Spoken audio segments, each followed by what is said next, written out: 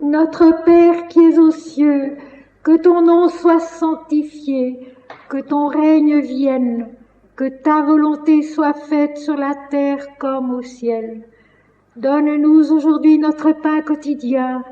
Pardonne-nous nos fautes, comme nous les pardonnons à ceux qui nous ont offensés. Ne nous laisse pas tomber dans la tentation, mais délivre-nous du mal, car c'est à toi qu'appartiennent le règne, la puissance et la gloire au siècle des siècles. Gloire à Dieu au plus haut des cieux et paix sur la terre parmi les hommes en tout lieu. Gloire à Dieu au plus haut des cieux et paix sur la terre parmi les hommes en tout lieu. Amen.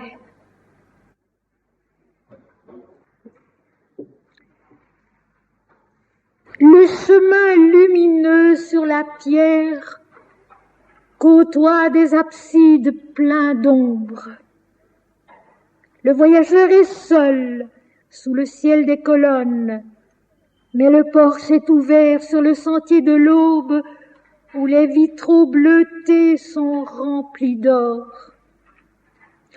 Le chemin est usé comme une vieille histoire qui tremble entre les pages vertes du destin. Il est la face où s'incrustent les nombres, et le soleil est sur sa joue l'arête d'un matin s'incurvant vers le soir. Jadis un grand pardon était promis aux hommes. L'autel est proche encore, à genoux dans la nuit. Jadis un grand pardon était promis aux hommes. L'autel est proche encore, à genoux dans la nuit. Ceci était tiré du Voilier rouge. Et voici, tiré des Sentiers de l'âme, un poème qui s'accorde remarquablement avec notre sujet de ce soir.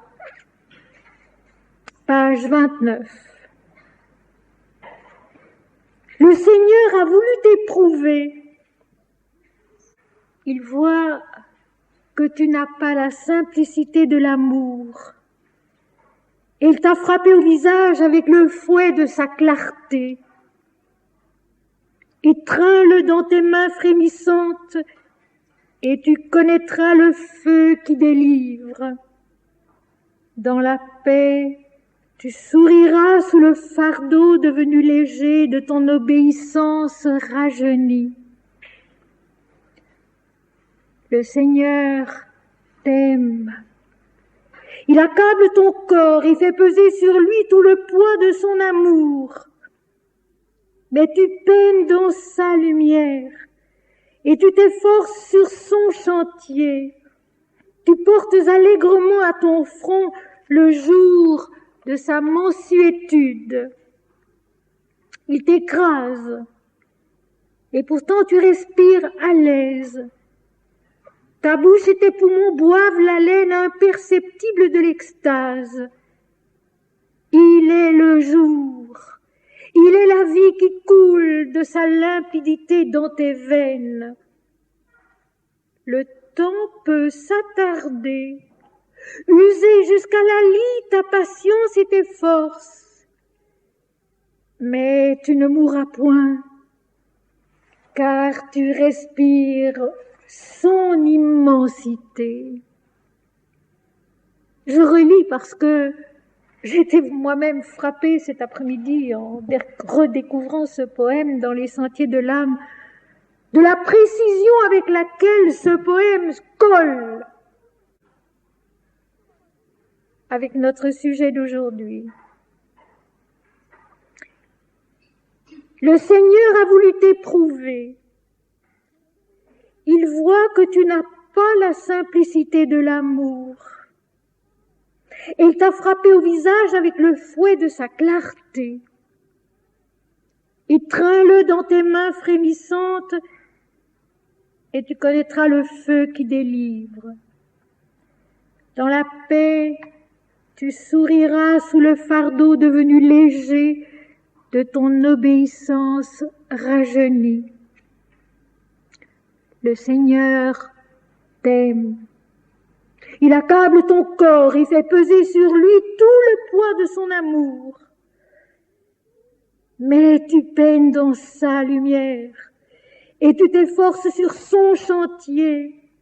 Tu portes allègrement à ton front le jour de sa mansuétude. Il t'écrase et pourtant tu respires à l'aise. Ta bouche et tes poumons boivent l'haleine imperceptible de l'extase.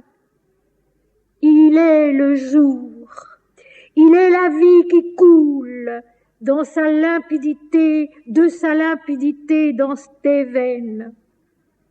Le temps peut s'attarder, user jusqu'à la lie ta patience et tes forces, mais tu ne mourras point, car tu respires son immensité. N'oublions pas cela. Tu ne mourras point, car tu respires son immensité. Il est le jour, il est la vie qui coule de sa limpidité dans tes veines.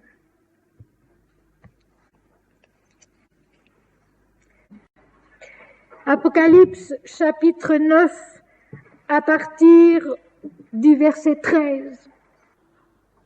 Sixième ange, sixième trompette, dans le septième sceau du livre ouvert par l'agneau. Et ce sixième ange, cette sixième trompette, va durer du verset 13 du chapitre 9 jusqu'au verset 14 du chapitre 11. C'est donc un long morceau. Aujourd'hui, j'ai l'intention de traiter la fin du chapitre 9, versets 13 à 21, et puis la prochaine fois, nous pourrons lire ensemble le chapitre 10, qui est comme la conclusion de ces deux chapitres 8 et 9 que nous avons traités depuis le 17 décembre passé. Je répète donc l'Apocalypse, l'évangile de la connaissance et de la miséricorde, la révélation de Dieu en l'homme. L'Apocalypse n'est que cela, mais elle est tout cela. La révélation de Dieu en l'homme, l'Apocalypse n'est que cela, mais elle est tout cela. Un long travail merveilleux de transformation intérieure. La première partie du chapitre 9, lors de notre leçon passée, était sous l'égide de Shiva, le Dieu destructeur, révélateur de l'unité, destructeur de l'erreur, de l'illusion dans les dualités et enfantant la conscience incarnée à l'unité resplendissante de l'esprit. Aujourd'hui, le sixième ange, la sixième trompette, c'est Agni, le feu purificateur de l'adoration. Et il faut être reconnaissant à ces dieux de l'Inde qui existent, qui sont, et qui en un seul nom disent et contiennent tout ce qu'il faut comprendre. Quand on a dit Shiva, on sait que c'est la démarche intérieure admirable de la conscience dualiste dans la lumière étincelante et sans faille de l'unité divine. Quand on a dit Agni, on a dit le feu de l'adoration divine en l'homme, cette adoration divine qui l'enfante à sa vérité. C'est tout simple, mais il faut le vivre. Et mes amis, c'est là le seul problème C'est là le seul point important. C'est là l'unique vérité. Il faut vivre Dieu. Vivre Dieu, Shiva, le destructeur du mensonge, de l'erreur dans les dualités, celui qui enfante à la lumière de l'esprit qui est indivisible, étincelante et sans faille.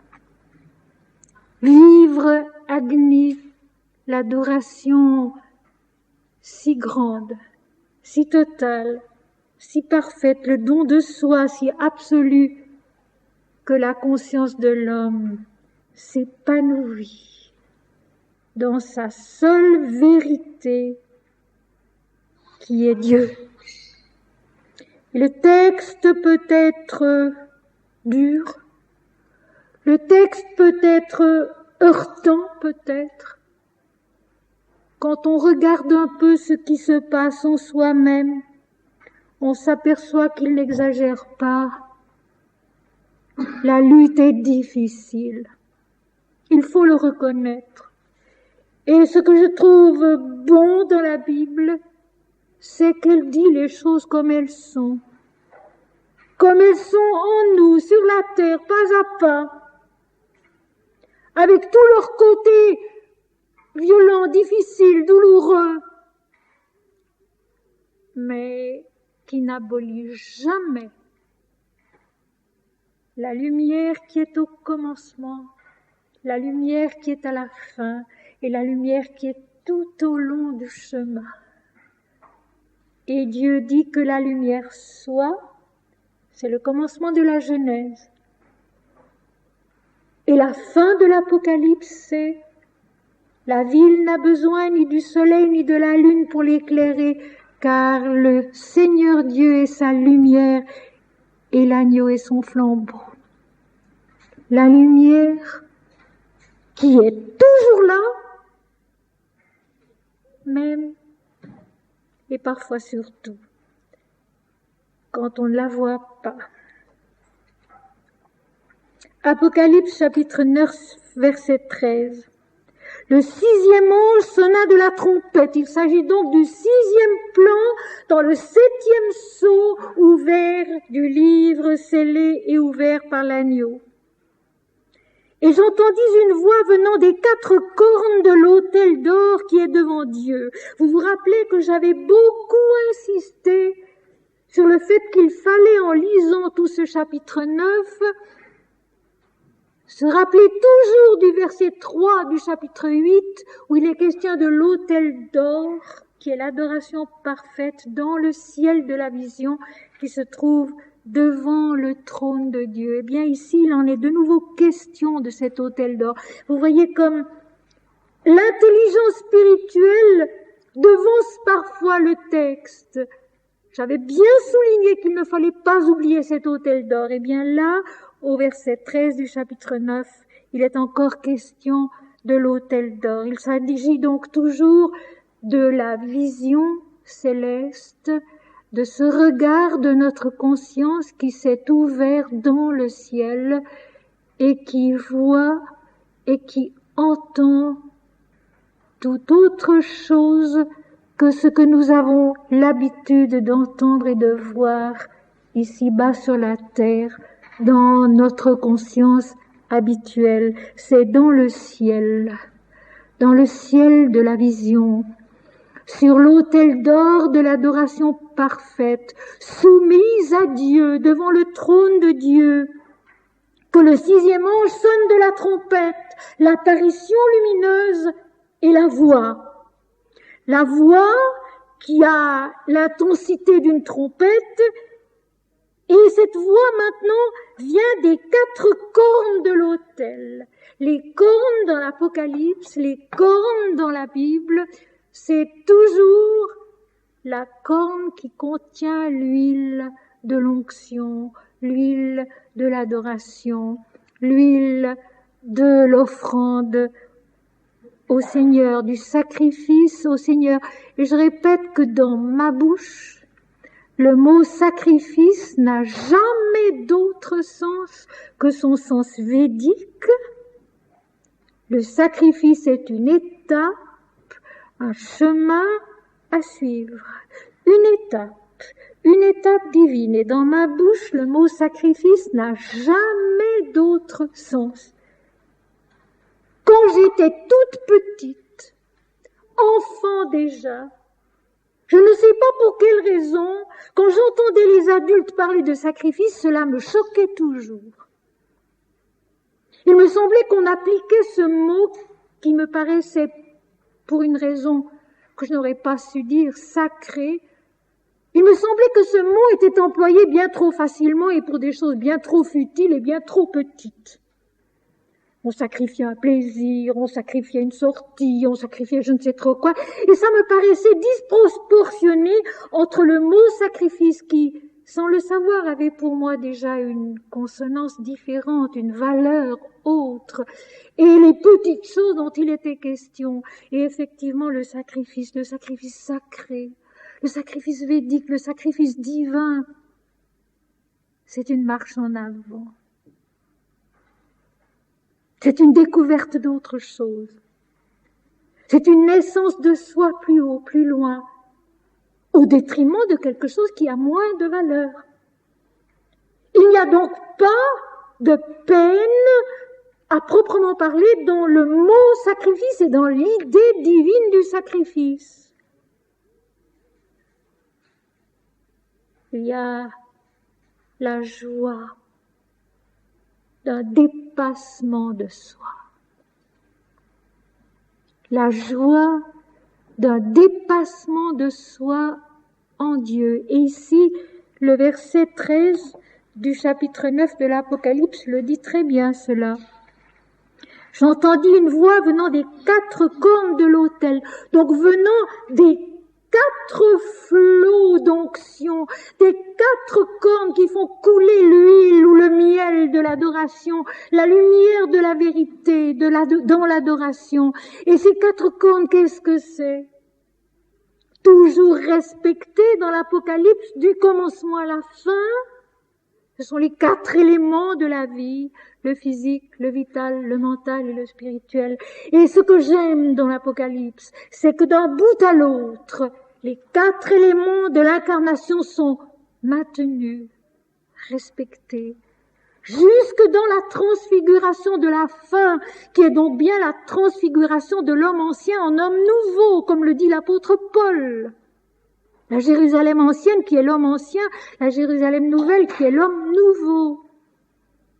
Les 4 plans de l'existence et de la conscience incarnée qui sont toujours respectés. Le physique, le vital, le mental, le spirituel, qui sont les cornes d'abondance de l'autel d'or dans le ciel de l'extase devant le trône de Dieu. Je crois qu'on peut difficilement aller plus loin, plus haut dans un texte.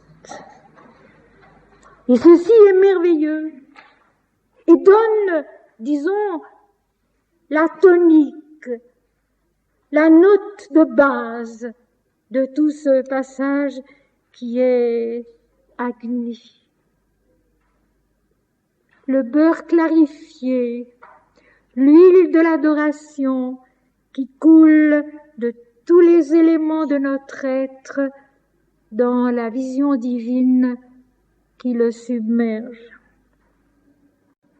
La voix venant des 4 cornes de l'autel d'or qui est devant Dieu, disant au 6e ange qui avait la trompette, « Délie les 4 anges qui sont liés sur le grand fleuve d'Euphrate. » Bien sûr, comprendre cette nouvelle phrase, je vous l'accorde, ça n'est pas évident. Mais quand on en est au chapitre 9 de l'Apocalypse, cela suppose qu'on a au moins bien lu souvent ce qui précède. Qu'on a au moins bien lu souvent l'Ancien Testament, le Nouveau Testament et le début de l'Apocalypse. Alors, avec beaucoup de prières, avec beaucoup d'oraisons, comme nous le conseille sainte Thérèse d'Avila, il est possible de comprendre. Dans l'Ancien Testament, il est longtemps question d'un autre grand fleuve qui s'appelle le Jourdain. Il s'agira pour le peuple d'Israël de passer le Jourdain pour pénétrer dans le pays de Canaan, qui est le pays que l'Éternel, leur Dieu, leur a promis et veut leur donner. Ce Jourdain, c'est un fleuve, c'est une transparence, c'est l'eau purificatrice, l'eau qui permet d'aller plus loin, d'aller plus haut, de pénétrer dans le pays de la promesse. En ayant quitté l'Égypte, qui est constamment signalé comme étant le pays de la servitude, la maison de la servitude. Donc, ce premier passage d'un premier fleuve, le Jourdain, c'est déjà une délivrance. L'Éternel, de sa main forte, délivre le peuple d'Israël, son peuple, la conscience de l'homme, instruite par l'Éternel, instruite par Dieu, la multitude née d'Abraham, bénie par l'Éternel. L'Éternel, par sa main forte, délivre la conscience incarnée de la domination absolue de l'attachement au moi individuel, de l'emprisonnement dans l'ignorance due aux dualités. Il délivre son peuple de la maison de servitude du pays d'Égypte et lui fait passer le Jourdain pour pénétrer peu à peu, au bout de 40 ans, dans le pays de Canaan, qui est la terre promise, où coule en abondance le lait et le miel de l'esprit. Ce pays de Canaan qui se trouve entre le Jourdain et l'Euphrate et à l'intérieur duquel tout va se passer. Toute la révélation, les prophètes, les rois, et puis finalement la naissance du Christ, la révélation de Dieu en l'homme, l'incarnation de Dieu lui-même. Et l'Euphrate va permettre à cette incarnation, parvenue à un certain degré de purification et de connaissance intérieure, d'aller plus loin, plus haut, au-delà du fleuve de l'Euphrate, où pour le moment sont encore liés les 4 anges. Les 4 éléments de la vie et de la conscience, le physique, le vital, le mental et le spirituel, qui sont encore retenus dans la compréhension relative des dualités, qui ne peuvent pas encore naître à leur nature véritable, qui est le Fils de Dieu, le Fils unique de Dieu, que nous sommes tous. Voulons-nous nous rappeler de cela? La rédemption, la délivrance, ce n'est pas autre chose.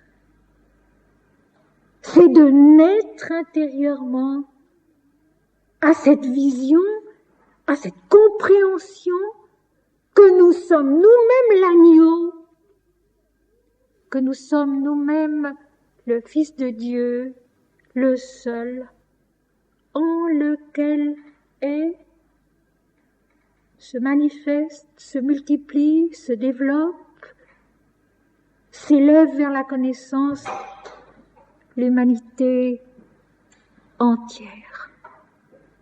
Ça, mes amis, c'est l'Apocalypse. Ça, c'est l'Apocalypse. Que tout est temps, que tout est Dieu, que tout est le Fils de Dieu, et que toute vie est promise à la révélation de l'Esprit, à la résurrection,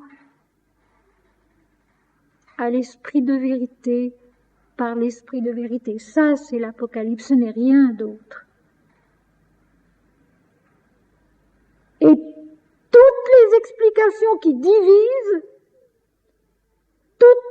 explications qui dressent les peuples et les hommes les uns contre les autres sont fausses. Viennent de l'homme et ne viennent pas de Dieu. L'autel d'or devant le trône de Dieu, ses 4 cornes d'où coule l'huile, le beurre clarifié d'Agni, l'adorateur parfait, l'adorateur divin en nous, sont la stature, la structure totale de l'homme, le physique, le vital, le mental et le spirituel, qui vont être déliés et qui vont pouvoir, par la transparence du grand fleuve d'Euphrate, passer dans la connaissance de l'unité, à la vision, à l'identification avec le Seigneur Dieu. Entre le Jourdain et l'Euphrate. Avant, c'était la nuit totale dans l'asservissement aux dualités centrées sur le moi individuel. Ensuite, c'est tout le travail difficile d'une croissance par le lait, le miel du pays de la promesse, jusqu'à la vision encore mal reçue, mal comprise, mais réelle, de la révélation de Dieu en l'homme. Après, ce sera toute la montée dans la vision du ciel ouvert, jusqu'au-delà du grand fleuve d'Euphrate, quand les 4 anges auront délié les 4 éléments de la vie incarnée pour les laisser pénétrer dans leur nature véritable qui est le royaume de Dieu. Jésus l'emploie constamment ce mot de pénétrer, entrer. Jésus en parle, il le redit tout le temps, il parle d'entrer dans le royaume. Eh bien, nous y sommes là. Nous y sommes avec l'Apocalypse, au-delà du fleuve, du grand fleuve d'Euphrate, de la grande plage transparente du fleuve de la purification ultime, quand les 4 anges qui sont liés à cette entrée, à ce portique, si l'on peut dire, seront déliés par la voix de la 6e trompette dans le 7e sceau du livre de la connaissance. C'est tellement précis et c'est tellement beau. C'est tellement précis et c'est tellement beau. Et les 4 anges qui étaient prêts pour l'heure, le jour, le mois et l'année, ça aussi c'est merveilleux. Et les 4 anges qui étaient prêts pour l'heure, le jour, le mois, l'année, furent déliés afin qu'ils tuassent le tiers des hommes. Les 4 anges qui étaient prêts. Décidés d'avance, étiquetés d'avance dans le temps? Non pas. Prêts dans cette longue, lente attente, cette longue, lente et difficile démarche, préparée par Dieu. Préparée par Dieu pour ce moment où tout sera prêt, afin que le pas puisse se faire. Préparée par Dieu pour le moment où tout sera prêt pour que le pas puisse s'accomplir. Ce n'est pas un laps de temps défini et coché d'avance, c'est le temps de la maturation qui est accompli afin que ces 4 anges, pensons bien qui sont ces 4 anges, ces 4 anges sont les 4 messagers lumineux de l'esprit dans le physique, le vital, le mental et le spirituel. Et je rappelle qu'un Sri Aurobindo dit bien que même le corps se souviendra qu'il est Dieu. Et c'est vrai. Et c'est vrai. Même le corps se souviendra qu'il est Dieu. Donc la vie dans le corps aussi. Donc l'intelligence mentale dans le corps aussi. Donc l'âme et l'esprit dans le corps, ici-bas aussi. Prêt pour tuer le tiers des hommes. Alléger la conscience incarnée d'un tiers de la pesanteur, de l'importance matérielle, mentale que la vie ici-bas a sur notre conscience. Voilà ce qu'il faut comprendre. Parce que ce que Dieu apporte, ce n'est pas la mort. Ce n'est pas la condamnation, puisqu'à la fin de l'Apocalypse, toute nation, tout roi, tout peuple, tout entre dans la ville sainte. S'il y avait eu tant de morts avant, ce tout de la fin de l'Apocalypse n'aurait pas de sens, c'est pas de vérité. Or, cette totalité est vraie.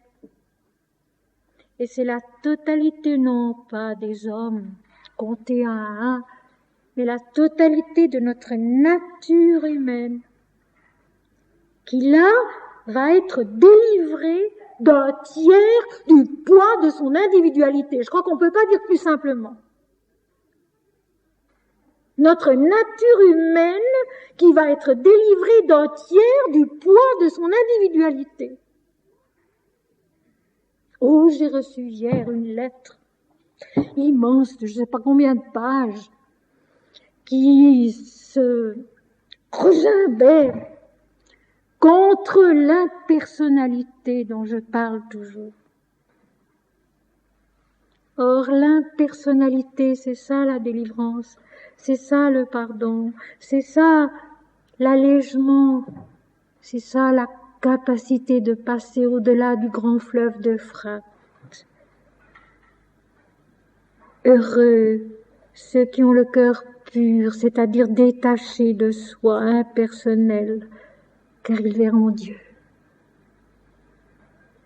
Les 4 anges sont donc des éléments de notre propre nature. Et ces éléments lumineux de notre propre nature vont avoir pour tâche de détruire en l'homme un tiers de son attachement à son individualité. Le soulager d'un tiers, c'est énorme. Le soulager d'un tiers de soi,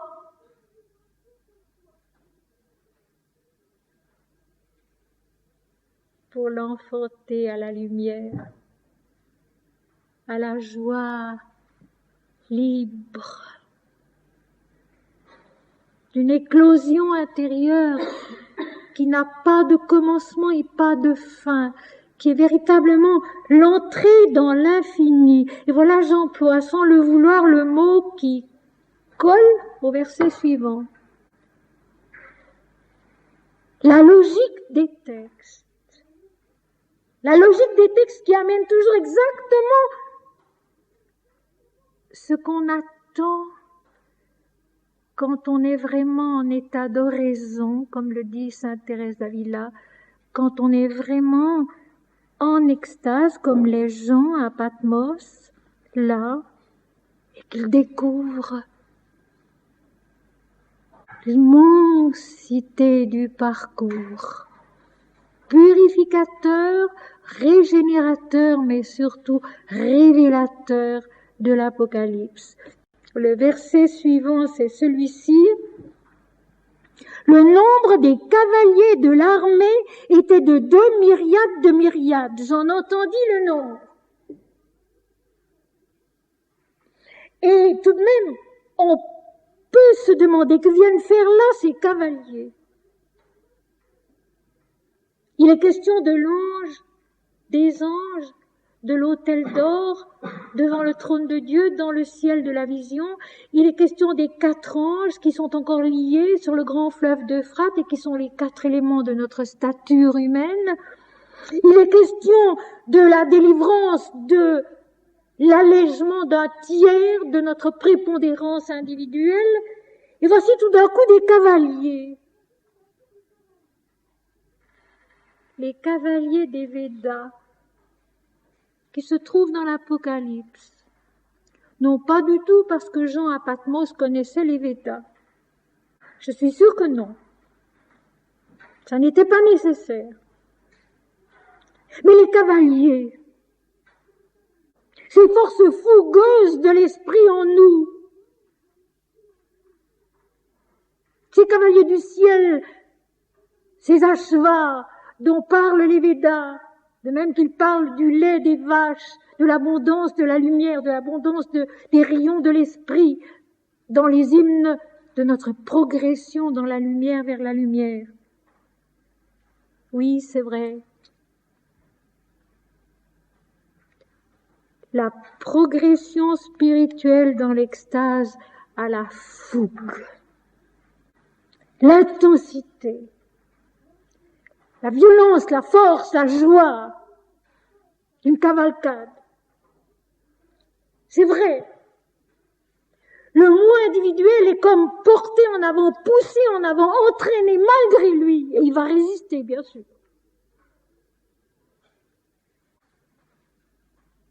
Ces cavaliers qui étaient des myriades de myriades. J'en entendis le nombre. L'éblouissement de l'infini, la toute-puissance de l'infini, qui fait irruption dans la conscience individuelle en extase. Ça ne pourrait pas être mieux dit.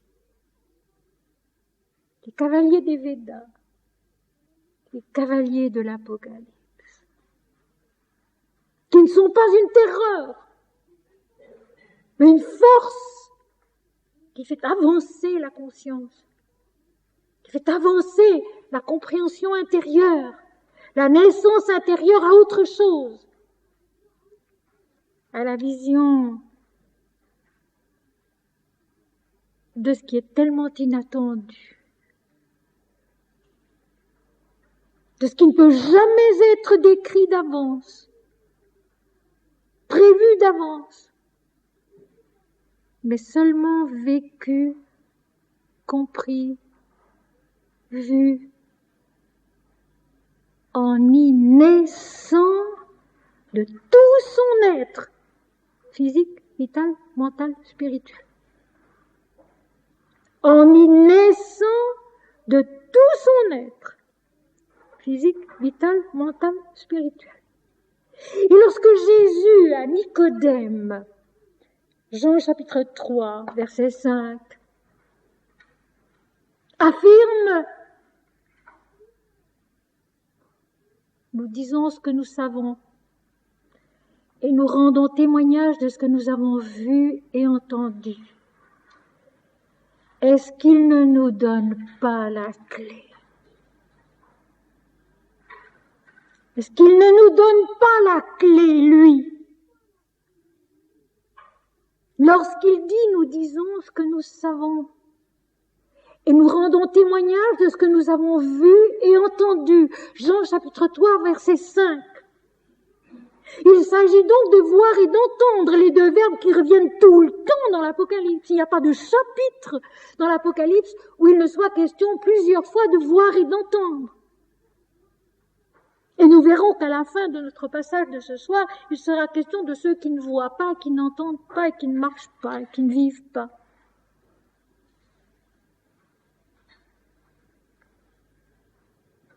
Voir avec l'amour d'un cœur qui s'est donné à Dieu. Entendre avec l'intelligence d'une âme qui s'offre au Seigneur. Voir et entendre. Voir avec l'amour d'un cœur qui s'est donné à Dieu. Entendre avec l'intelligence d'une âme qui s'offre à Dieu. Et ces myriades de myriades, attendez donc, ma note me dit 200 millions. Peu importe, il y en a peut-être davantage. Le texte dit bien myriades de myriades, ce qui veut dire infiniment, immensément. merveilleusement, avec une force inépuisable, avec une audace sans pareille, avec un courage, une persévérance, un renouvellement intérieur inépuisable. Les myriades de myriades, c'est notre travail. Les myriades de myriades, c'est nous. Cette multiplicité, parce que Dieu est un, c'est nous.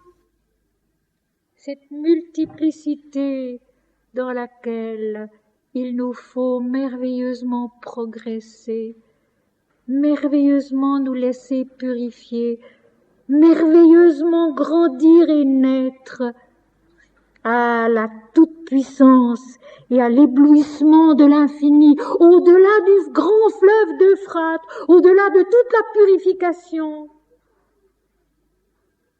au-delà de toute la transparence qui ne révèle que Dieu seul. J'en entendis le nombre. J'ai pris conscience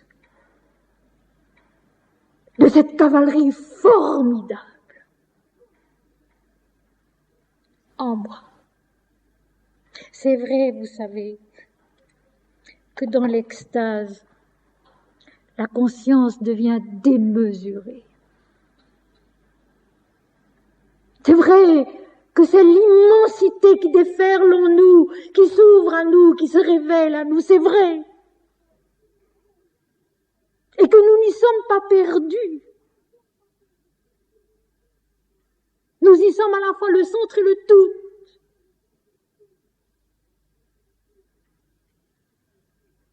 Et toute l'humanité est présente en nous alors.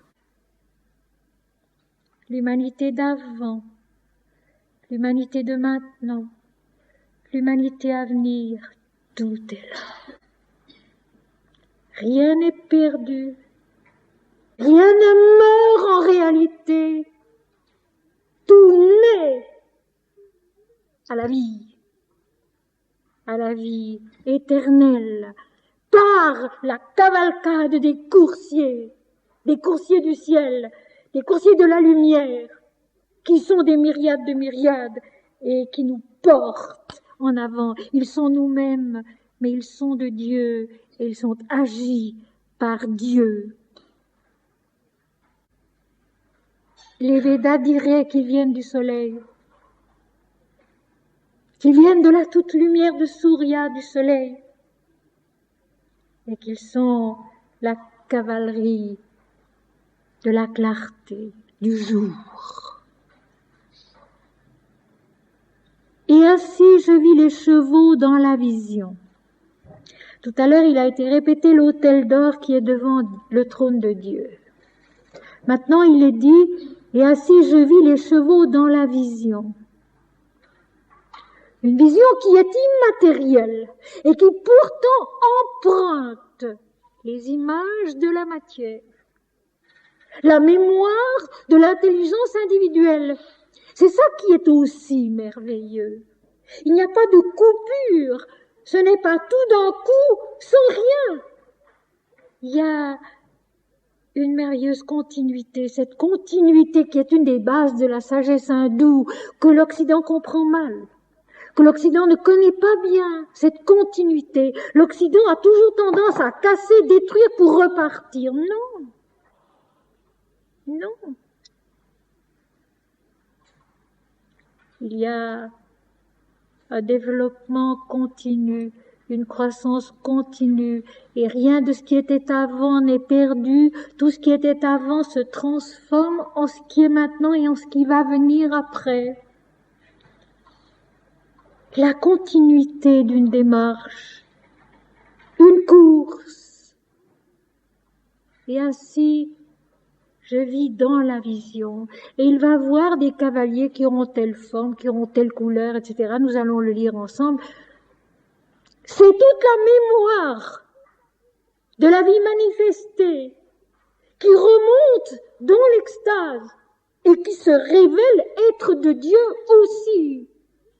Ce n'est pas pour rien qu'un Saint Jean de la Croix a dit, quand on revient de l'extase et qu'on ouvre à nouveau les yeux sur la terre, on n'y voit plus que Dieu seul. Parce que dans l'extase, c'est la divinité du monde aussi qui est révélée. Ce n'est pas la destruction du monde pour quelque chose d'autre. C'est la divinité du monde qui est révélée. Comment l'homme est divin, comment le monde est divin, comment tous les éléments de l'univers sont divins, les astres, la terre, les plantes, les arbres, les animaux, les eaux, les poissons, les oiseaux, comment tout est divin. Dans l'extase, il n'y a pas négation de tout cela, jamais, dans l'Apocalypse moins qu'ailleurs, mais dans les Védas non plus, et dans les Upanishads non plus. Dans l'extase, la mémoire de la terre ressurgit merveilleusement avec ses formes, ses couleurs, la signification des mots, la signification du cavalier, la signification de la vache laitière, la signification de l'étoile, la signification du feu, la signification des fleurs, des pierres précieuses, etc., etc., qui se révèlent être non pas seulement de Dieu, mais totalement divines, toutes ces formes qui vont disparaître à un moment donné, bien sûr. À un moment donné, il n'y aura plus que la lumière. Mais pour le moment, dans l'ascension, toutes ces formes ont leur valeur, ont leur signification qui doit encore être dépassée, qui doit naître à autre chose, mais qui montrent que tout est temps et que tout est Dieu, et que les formes et les cavaliers et les chevaux et les vaches et les prés et les fleurs et tout ce qu'il y a sur la terre, dans le monde de l'humanité, et de Dieu aussi, et Dieu aussi, dans la vision. D'ailleurs, un Ramakrishna, qui a été peut-être un des plus grands visionnaires qui soit, plus encore même que Mahananda Mahi, Sri Ramakrishna, qui a vécu donc au siècle dernier en Inde, et qui est, à mon avis, tout à fait à l'origine de toute la joie, de toute la force spirituelle qui, malgré tout, agit dans le monde depuis lors. Ramakrishna, qui a eu tant de visions, dit bien à un moment donné, autrefois, je voyais des formes, je voyais beaucoup la mère divine, je voyais les dieux, maintenant je ne les vois plus. Je ne les adore même plus. Tout est un et tout est Dieu. Et c'est lui qui dira si merveilleusement, c'est depuis que je vois Dieu en tout homme que je connais Dieu.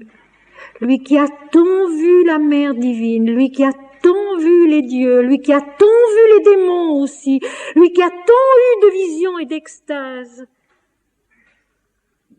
Il conclut, c'est depuis que je vois Dieu en tout homme que je connais Dieu. Eh bien ici, dans la vision, il y a ces myriades de cavaliers.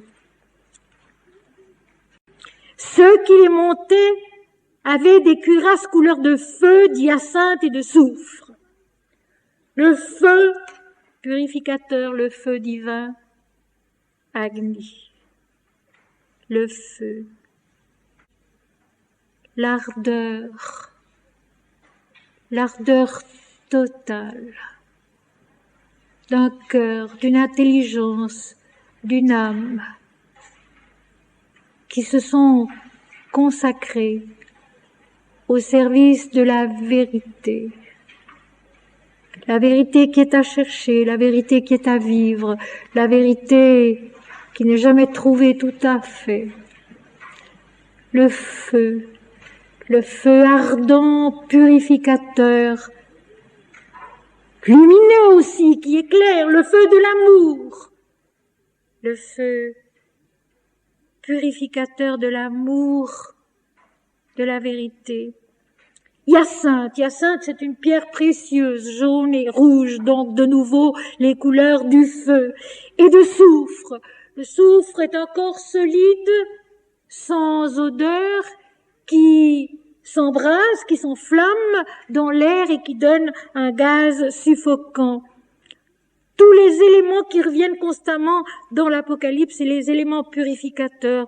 Le feu d'Agni, la puissance d'Agni, la couleur jaune et rouge d'Agni, le soufre qui résulte de la combustion, le soufre qui détruit ce qui doit être détruit, l'attachement à soi. Parce que dans l'extase, mes amis, il n'y a pas de vérité, il n'y a pas d'authenticité tant qu'on pense « moi je ». Ceci, c'est tout simple et il faut le savoir. Dans l'extase, il n'y a pas de vérité, pas d'authenticité tant qu'on pense « moi je ». Dans l'extase, il n'y a plus que ce qu'on voit dont on sait profondément que c'est vrai. Parce que c'est révélateur, c'est instructif et surtout c'est apaisant. Il y aura une partie qui va disparaître, oui. Et cette partie qui disparaît permet aux autres parties, aux deux autres tiers, d'avoir toute leur force et de s'élever d'autant plus haut. Les têtes des chevaux étaient comme des têtes de lion. Le lion qui revient souvent dans l'Apocalypse et qui est la puissance matérielle. Donc dans l'extase, ce n'est pas séraphique, ce n'est pas inconsistant, ce n'est pas immatériel d'une façon abstraite, non. L'extase est très concrète. L'extase est très concrète. Elle se saisit de l'être et c'est concrètement sur tous les plans physiques, vital, mental et spirituel que les choses se passent et que les choses se révèlent, que les choses s'expliquent. Des têtes de lion. Le lion qui est l'animal noble par excellence et la puissance matérielle. Il y a donc une puissance matérielle dans l'extase, et bien sûr, parce que sans cela, le corps ne changerait pas. Or, le corps change dans l'extase. Le corps change. Il s'affaiblira peut-être du point de vue humain, c'est possible. Mais il change. Il a d'autres facultés. Il a une autre résistance. Il a une autre puissance. D'autres facultés aussi. Ces chevaux qui ont des têtes de lion, qui ont la noblesse et la force invincible, ça c'est une apparence, c'est un symbole, c'est une image du lion. Et de leur bouche, il sortait du feu, de la fumée et du soufre. Et alors ce qui est intéressant, c'est la bouche ici. Dans les hymnes védiques, il est aussi souvent question de la bouche, et notamment avec le dieu Agni, où on demande « Ô Agni, par ta bouche, prononce les paroles justes, les paroles vraies, qui sont libératrices, qui nous enfantent à la vérité. » Alors ici, dans l'Apocalypse, nous retrouvons la bouche, ces bouches d'où il sort du feu purificateur, donc le feu de l'adoration, le feu de la purification par l'adoration, la fumée qui a détruit les formes, les apparences, qui a allégé les formes, les apparences, et du soufre, cet étouffement de l'extase, qui est un fait. Cet étouffement de l'extase qui fait qu'à un moment donné, c'est tellement qu'il y a comme un sentiment d'étouffement, de faim, d'arrêt de la respiration. C'est vrai. C'est vrai là aussi. Ce n'est pas non plus une image mise là comme ça. Alors ce qui est important ici, c'est que l'action purificateur de ces cavaliers, de ces chevaux du ciel, dans notre conscience, parce que tout cela se passe intérieurement, pas extérieurement. passe par la bouche des chevaux, la bouche du Verbe de vérité. Agni, ô Agni, par ta bouche, prononce les paroles qui sont justes, les paroles vraies, qui nous enfantent à la vérité. C'est le Verbe de l'extase qui nous instruit et qui nous enfante à la vérité. Et quand il est question de bouche dans les hymnes védiques ou dans ici l'Apocalypse, c'est la même chose, la bouche du Verbe divin. Le tiers des hommes fut tué par ces trois fléaux, par le feu, par la fumée et par le soufre qui sortait de leur bouche. Alors ici, il y a un mot à souligner. C'est le mot fléau. Le fléau, c'est la verge qui frappe. Mais c'est avant tout l'instrument, l'outil avec lequel on bat le blé pour en faire sortir la balle qui donnera la farine et la nourriture. Ainsi, dans le mot lui-même, de nouveau, nous avons la révélation de la vie et non pas de la mort. Le feu est purificateur de notre égoïsme, de notre orgueil, de notre attachement à nous-mêmes, qui est notre pire ennemi. La fumée, c'est la fin d'un règne dans les formes, la fin de certaines présences devenues inutiles, qui ont été utiles, qui ont eu leur valeur, mais qui maintenant sont terminées, deviennent de la fumée inconsistante. Et le soufre, le suffoquement, de la surprise, de l'étonnement dans l'extase, de la mort à soi. Ce tiers des hommes qui furent tués, rappelons-nous bien qu'il s'agit de la mort à soi et d'une mort qui est une naissance à la vie. Parce que dans l'Apocalypse, pas plus qu'ailleurs dans les textes sacrés, la mort n'a le sens que nous lui donnons. Il s'agit d'une fin dans un contexte donné et d'une naissance à l'éternité, d'une naissance à autre chose. Donc ce tiers des hommes qui sont tués, tout se passe à l'intérieur d'un individu ou de plusieurs individus, peu importe. C'est la fin d'une prépondérance totale du moi individuel sur la conscience, sur l'intelligence de l'homme, sur sa vision intérieure des choses et de soi-même, sur sa compréhension de Dieu, sa naissance par un allègement à un palier plus élevé. Le 6e palier sur l'échelle des plans de conscience et de vie, c'est donc celui de l'adoration parfaite où l'adorateur et l'adoré deviennent un. L'adorateur et l'adoré deviennent un, explique l'Inde. Ajna, le lotus a 2 pétales, le 6e plan de la conscience, toujours, chaque fois qu'il y a ces plans de la conscience, qui est l'adorateur et l'adoré qui deviennent un. L'adoration tellement intense, le verbe de vérité prononcé par Dieu lui-même dans la conscience qui voit et qui enfante l'homme à son union, à sa fusion avec Dieu.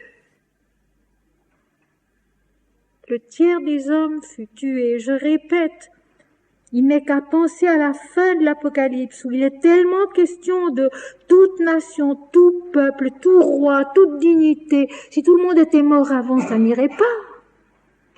Ça ferait penser à ce premier opéra de Wagner qui durait, je crois, 5 heures, le Rienzi. Au bout du 2e acte, tout le monde était mort. Alors pour continuer l'opéra, Wagner a dû ressusciter ces gens. Bon, cet opéra ne se donne plus jamais, pour la bonne raison que c'est impossible. Mais enfin, c'est un opéra qui s'est donné et qui existe dans les manuscrits.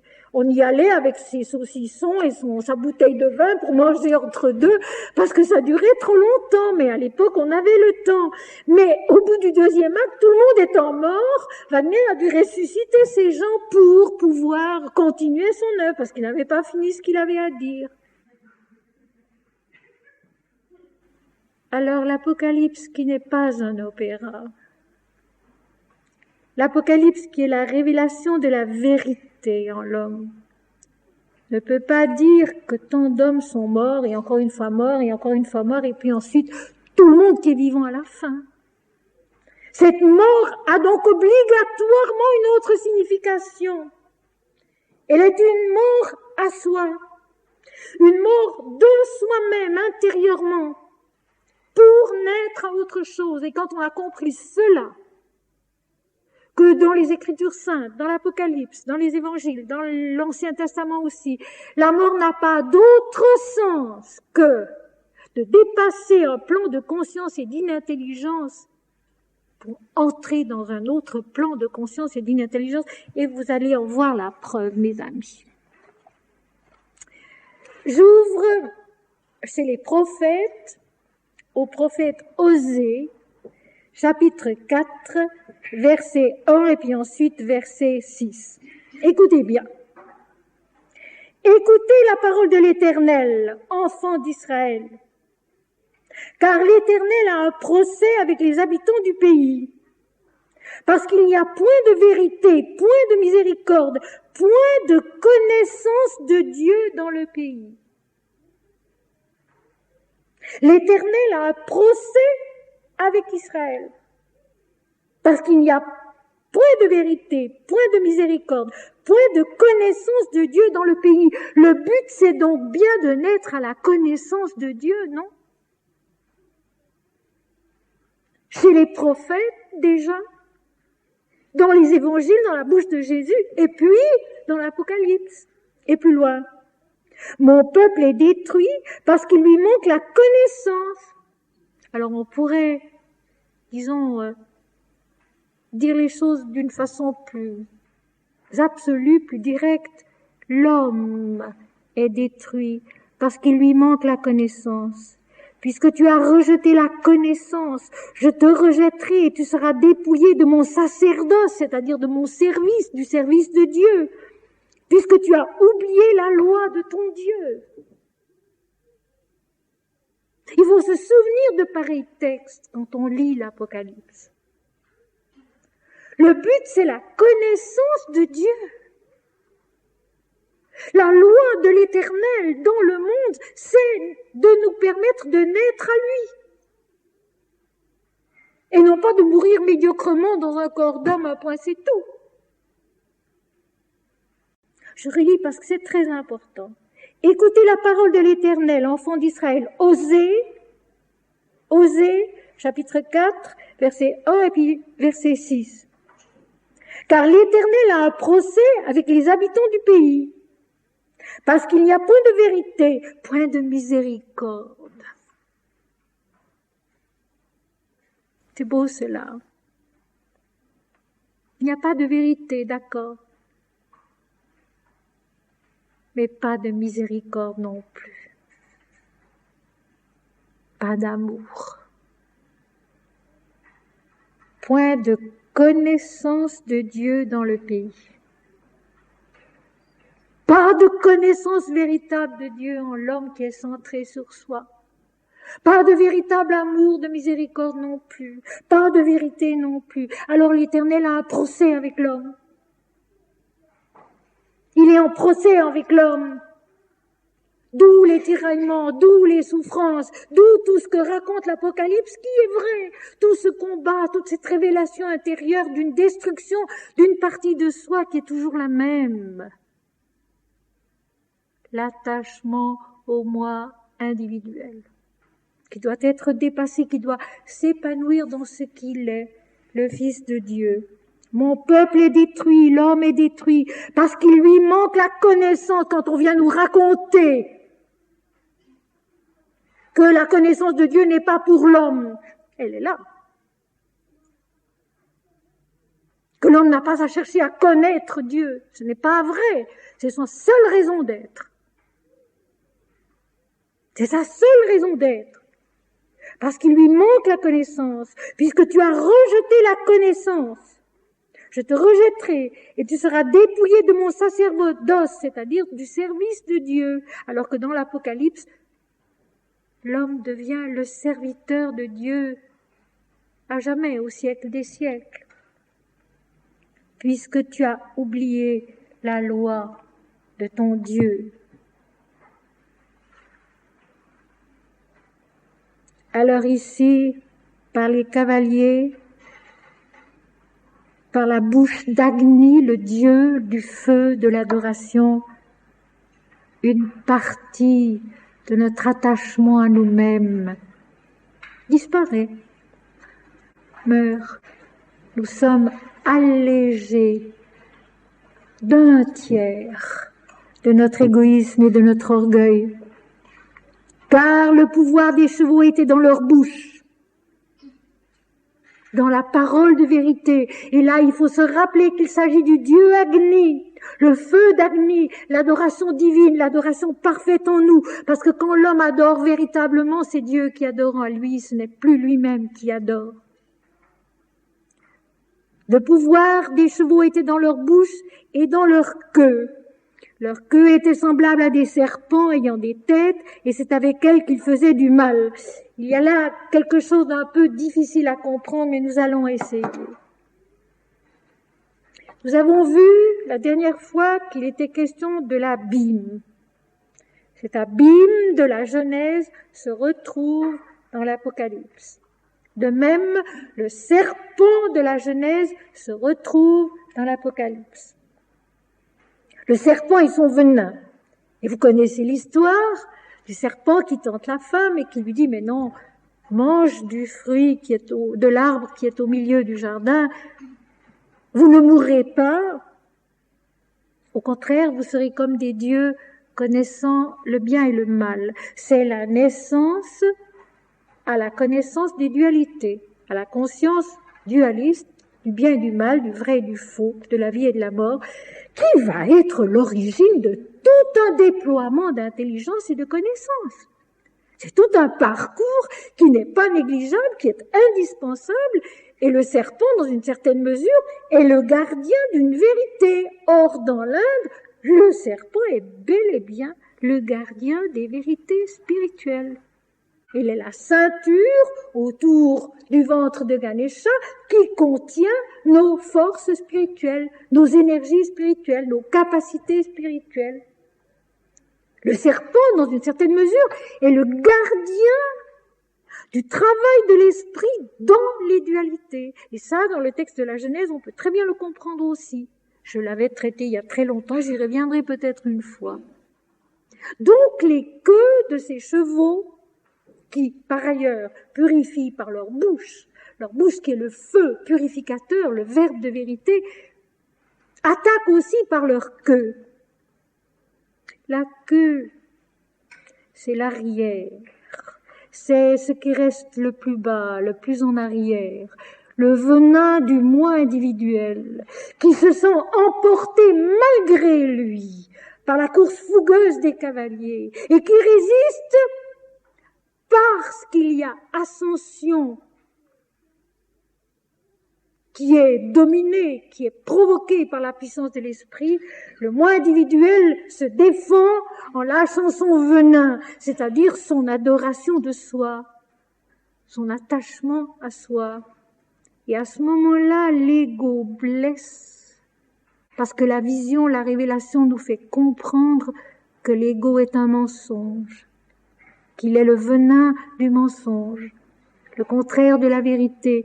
S'il n'y avait pas la vision, s'il n'y avait pas la course de la lumière, dans la vision, nous ne prendrions pas conscience de l'erreur de notre moi individuel qui est attaché à soi. Il faut bien se rappeler de cela. S'il n'y avait pas l'illumination, le travail dans la vision, cette course des chevaux, cette purification du feu de l'adoration, le moi individuel ne cracherait pas son venin. Nous n'aurions pas conscience du venin du moi individuel, ce venin que nous devons perdre et qui détruit en nous tout attachement au moi individuel. C'est avec leur queue qu'ils faisaient du mal. Les autres hommes qui ne furent pas tués par ces fléaux ne se repentirent pas des œuvres de leurs mains de manière à ne point adorer les démons et les idoles d'or, d'argent, d'airain, de pierre et de bois, qui ne peuvent ni voir, ni entendre, ni marcher. Une fois de plus, il ne s'agit pas d'individus, il s'agit en nous de ce qui n'est pas encore purifié par le feu de l'extase, par le fléau qui bat le blé et qui en fait sortir la balle, qui en fait sortir la partie vraie, la partie nutritive, la partie qui a de la valeur. Et en fait, ils ne peuvent pas encore se repentir. Et je voudrais rappeler que repentir traduit le verbe grec métanoïein, qui veut dire changer de point de vue. La métanoïa, la repentance, le repentir, c'est le changement de point de vue, c'est-à-dire s'attacher aux choses invisibles qui sont éternelles et non pas aux visibles qui passent. L'apôtre Paul. Rechercher non point les choses visibles qui passent, mais les choses éternelles, les choses invisibles qui sont éternelles. C'est ça la métanoïa, c'est ça le repentir. Et c'est vrai que tant qu'on n'a pas un peu passé par cette adoration intense de Dieu, où l'homme s'oublie en Dieu, il est bien difficile de se détacher des apparences pour se tourner vers l'être et pour adorer l'invisible, plus réel que le visible. Donc, il reste beaucoup à faire. Donc, à l'intérieur même de la conscience qui a été en extase, qui a eu la vision des cavaliers, de la purification par le feu, par Agni, il reste encore quantité d'éléments humains qui sont attachés au moi individuel, qui ne sont pas encore transformés, transfigurés, qui ne se sont pas repentis. Et alors la suite est intéressante. Qui ne furent pas tués par ces fléaux, qui ne sont pas enfantés à autre chose par ce travail qui se fait dans la vision et qui vient de Dieu, qui vient de l'Esprit, ne se repentirent pas de leurs œuvres, ne se repentent pas de leur façon de faire, de leur façon de penser, de leur façon de croire, de leur façon de prier, d'adorer, les œuvres de leurs mains.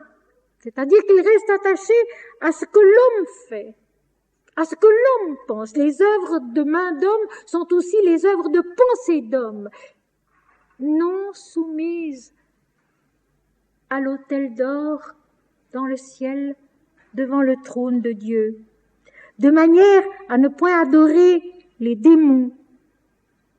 En sanskrit, vous avez les dieux qui sont des suras et les démons qui sont des asuras, c'est-à-dire des anti-dieux. Ne pas adorer les démons, c'est-à-dire tout ce qui en nous s'oppose au divin, s'oppose à la paix, à la joie, à la confiance d'une certitude divine intérieure. Et les idoles d'or, d'argent, d'airain, de pierre et de bois, tout ce que les mains d'hommes font, tout ce que la pensée d'homme fait quand elle n'est pas soumise à l'adoration d'Agni, l'adoration divine, qui ne peuvent ni voir, ni entendre, ni marcher, c'est-à-dire qui ne révèlent pas la vérité, qui ne la voient pas, qui ne la disent pas, qui ne l'entendent pas et qui n'avancent pas dans la croissance spirituelle qui est notre devenir ici-bas. Et à propos de cela, tout à l'heure, je vais revenir en arrière, je vais passer dans le livre du Deutéronome et vous lire 2 passages en les expliquant un peu, qui expliquent bien ce que veut dire ici l'Apocalypse. En bref, l'idole, le culte de l'idole, l'adoration de l'idole qui est faite de mains et de pensées d'hommes, c'est l'adoration du moi individuel. C'est le moi-je. Et c'est tellement vrai qu'actuellement, dans les journaux, dans les magazines, c'est en toutes lettres. Telle et telle est une idole des foules, telle et telle est une idole de ceci ou de cela. Vraiment, l'homme devenu idole. Dans l'Ancien Testament, au livre des rois, le règne par exemple du roi Akab et de la reine Jézabel, où tout est devenu adoration d'idoles et où les prophètes de l'Éternel sont tous massacrés, où la parole de Dieu en l'homme, ceux qui parlent au nom de Dieu en l'homme est détruit, tué, pour garder l'adoration de soi, l'adoration du moi individuel, et demeurer dans ce qui ne voit pas, n'entend pas, ne marche pas, ne vit pas, ne progresse pas, ne s'épanouit pas dans l'ascension vers l'esprit, par l'esprit. Et ils ne se repentirent pas de leur meurtre, ni de leurs enchantements, ni de leur impudicité, ni de leur vol. C'est ainsi que se termine le chapitre 9. Et alors le chapitre 10, lui, alors amène une extase plus haute, la venue d'un ange qui apportera une révélation positive totalement cette fois-ci. Mais je voudrais encore dire 2 mots de ce verset 21 qui clôt le chapitre 9. Ils ne se repentirent pas, c'est-à-dire qu'ils ne changent pas de point de vue. Ils restent attachés à la croyance dans des idoles, dans des adorations individuelles, et ils ne se repentent pas de leur meurtre. Tu ne tueras point. Bien sûr, tu ne tueras pas ton frère, puisque la vie est Dieu, mais tu ne tueras pas non plus en toi-même. Ton cœur, ton âme, ton intelligence, ta pensée, ton esprit, qui sont faits pour rayonner de la lumière de l'esprit. Tu ne les tueras pas en toi-même. C'est si vite fait. Oubliez de chanter Dieu, oubliez d'adorer matin et soir, oubliez de se rappeler que toute la vie est une offrande au Seigneur. Et on tue son âme, et on tue son esprit, et on tue son intelligence et sa pensée qui sont faites elles aussi pour rayonner de l'esprit de vérité. Ni de leurs enchantements. Le mot grec employé, c'est pharmakon. C'est d'une part une potion, un remède, et d'autre part les chants, les rites, les paroles de tout le répertoire occulte dont je dirai 2 mots à partir du texte du Deutéronome. Donc, ils ne se repentent pas de leur meurtre, du fait qu'ils se tuent eux-mêmes en oubliant Dieu, du fait qu'ils tuent les hommes en oubliant Dieu, du fait que par des enchantements, ils veulent arriver à des connaissances qui ne sont pas la connaissance, l'impudicité qui est l'orgueil, parce que la pudeur c'est la modestie, ni de leur vol, la fraude dont parle Jésus, la fraude de l'esprit qui parle de Dieu comme le connaissant alors qu'on ne le connaît pas. La fraude de l'esprit qui parle de Dieu comme le connaissant alors qu'on ne le connaît pas. Et pour éclairer cette dernière partie du chapitre 9 de l'Apocalypse, je voudrais vous lire 2 brefs passages du Deutéronome, qui est donc de Moïse.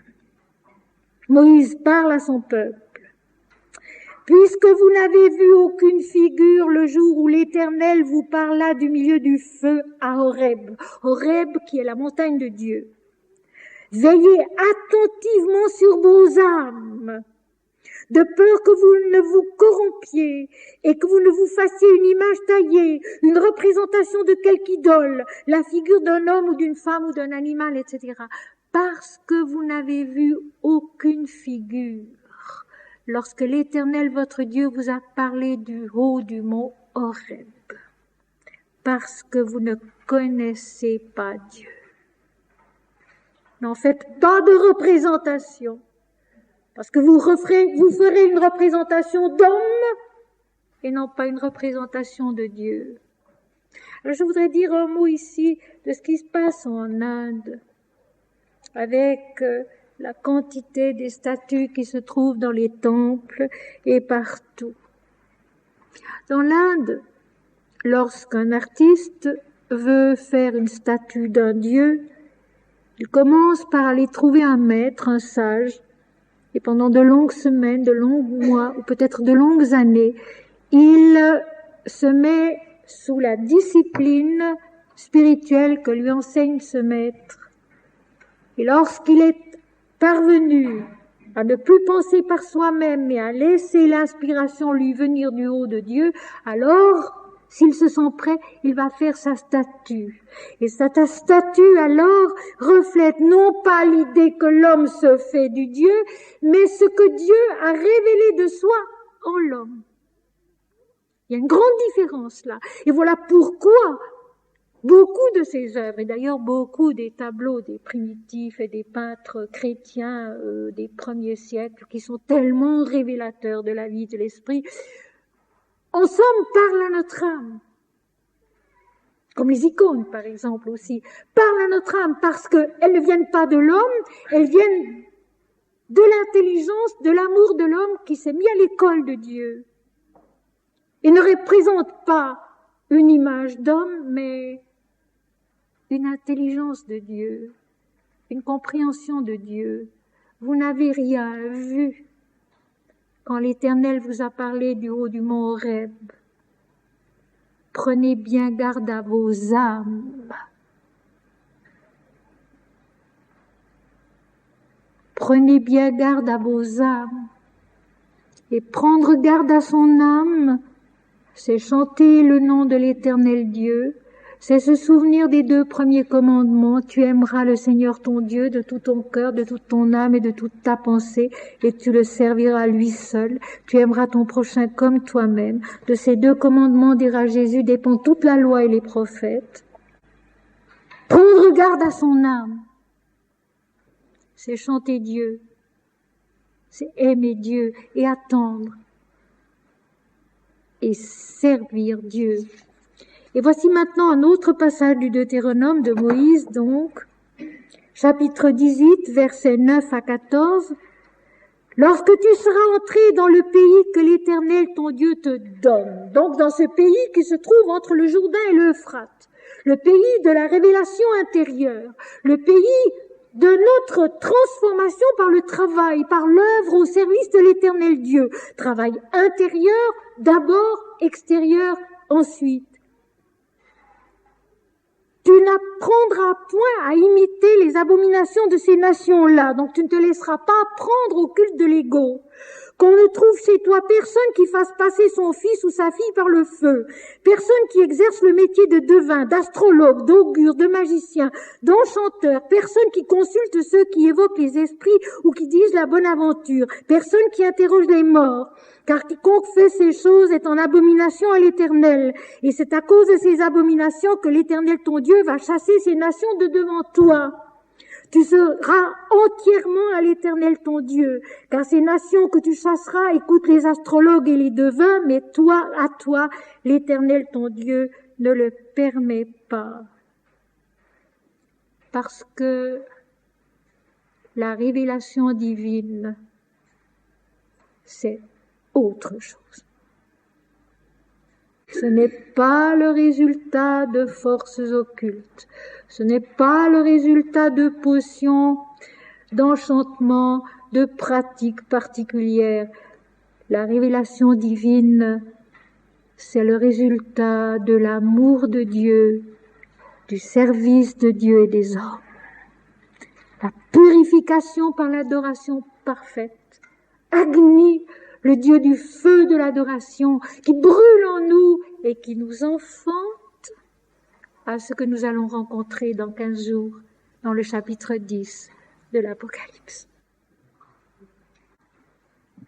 Alors maintenant, je voudrais, juste pour terminer, vous relire le poème que j'ai lu tout à l'heure.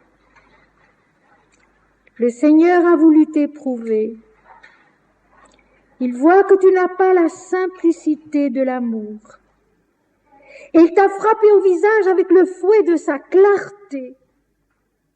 Étreins-le dans tes mains frémissantes et tu connaîtras le feu qui délivre.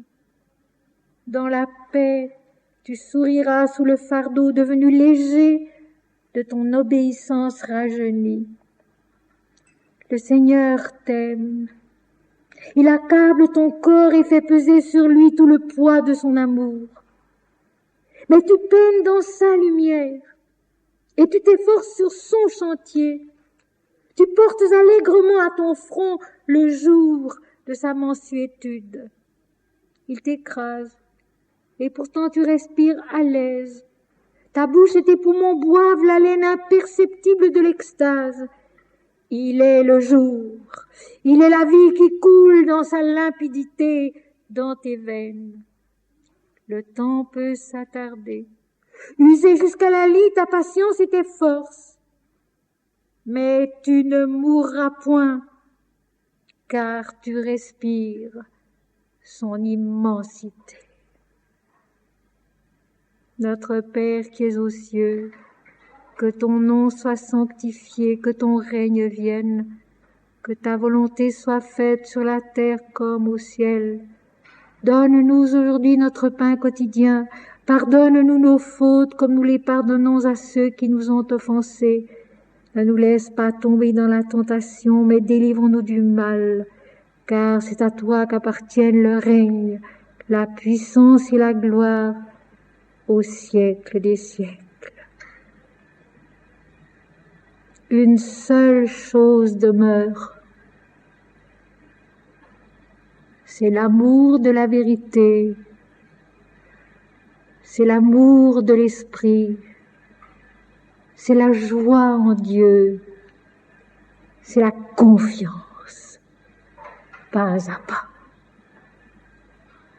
Une seule chose demeure, c'est l'amour de la vérité, c'est l'amour de Dieu, c'est la joie de l'esprit, c'est la confiance, pas à pas.